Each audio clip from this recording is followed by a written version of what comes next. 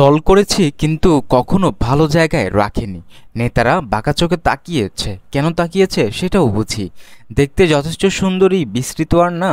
কোন নেতা কোন দৃষ্টিতে তাকিয়েছে তারা কখনোই বোনের সম্মান দেয়নি।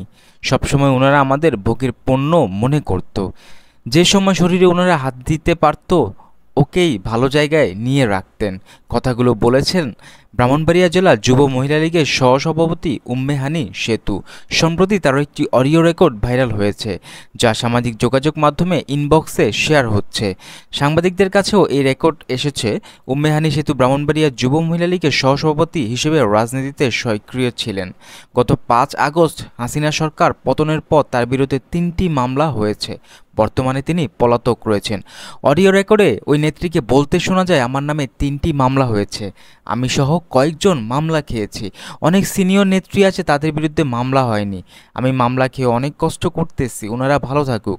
ওনারা মামলা খেলে ওনাদের কষ্ট হওয়ার কথা ছিল না। ওনাদের ঘরে কোনো ছোট বাচ্চা নাই। আমার 16 মাসের একটি ছোট বাচ্চা আছে। ওই বাচ্চাটাকে ফেলে ঢাকা ও চট্টগ্রামে পড়ে আছি। একটা মানুষ আমার বাসায় খবর নেয় না। আমার ছোট 3টা বাচ্চা কি খায়, বাচ্চাগুলো কি করে, বাড়িতে বাজার আছে কিনা ফোন দিয়ে খবর নেয়নি। তাতেও কোনো দুঃখ নেই। সেতু আরও বলেন, এই নোংরা নেতাগুলোর কারণে আজ বাংলাদেশ আওয়ামী লীগ ধ্বংস হয়েছে। শুধু ইউনিয়ন লেভেল, উপজেলা লেভেল বা জেলা পর্যায়ে না, সেন্ট্রাল পর্যন্ত আজকে কত নোংরা নোংরা খবর আসতেছে। সেন্ট্রাল নেতারা নায়িকাদেরকে রাতে নিয়ে রাখতেন। এগুলো করে গজব নাজিল হয়েছে আওয়ামী লীগের উপর।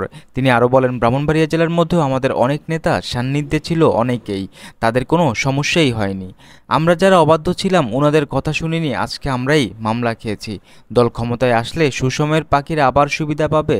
যারা কোলে বসতে পারে তারাই আবার ভালো জায়গায় থাকবে।